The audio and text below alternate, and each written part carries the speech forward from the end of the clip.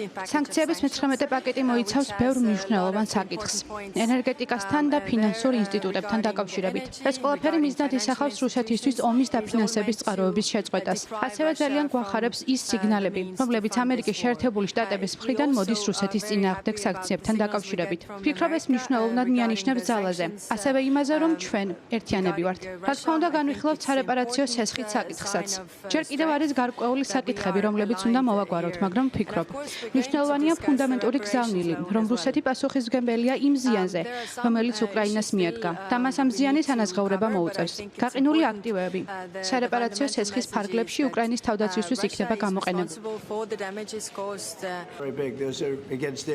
ზარმაზარი სანქციები დავაწესეთ, ეს ძალიან სერიოზული ზომებია და რუსეთის ორ უდიდეს ნავთობკომპანიას მიემართება.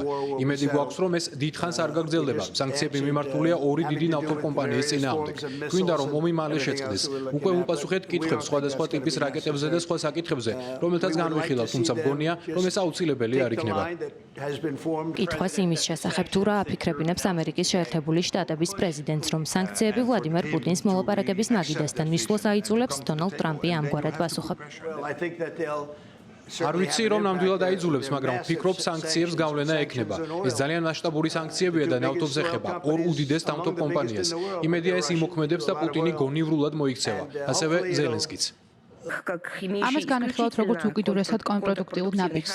მათ შორის იმ სიგნალების გათვალისწინებით, რომლებიც უკრაინის კონფლიქტის ხელშესახები გადაწყვეტილების ცდილობების ირგვლივ არსებობდა. თუ ამერიკის შეერთებული შტატების ამჟამინდელი ხელისუფლება მაგალითს აიღებს წინამორბედებისგან, რომლებიც რუსეთს საკუთარი ეროვნული ინტერესების გვერდის სწავლით მოქმედებას არაკანონზომიერი სანქციებით ზეწოლით ცდილობდნენ, მაშინ შედეგი იქნება ზუსტად იგივე. ეს იქნება ჩავარდნა შიდა პოლიტიკური თვალსაზრისით და ნეგატიურად აისახება მსოფლიო ეკონომიკის სტაბილურობაზე. ბევრჯერ გვისაუბრია ევროკავშირის ცალმხრივი შეზღუდვების არაეფექტურობაზე და ევროკავშირის ელიტების უუნარობაზე. აღიარონ აშკარა ფაქტი, რომ სანქციები, რომლებსაც რუსეთს უწესებენ, არ მუშაობს ისე, როგორც მათ ჩაიფიქრეს. სანქციები რუსეთის წინააღმდეგ პირველ რიგში ისევ ევროკავშირის წინააღმდეგ მოქმედებს. ბრიუსელმა ყველაფერი სცადა იმ კონცეფციის ფარგლებში, რომელიც რუსეთისთვის სტრატეგიული მარცხის მიყენებას ემსახურებოდა.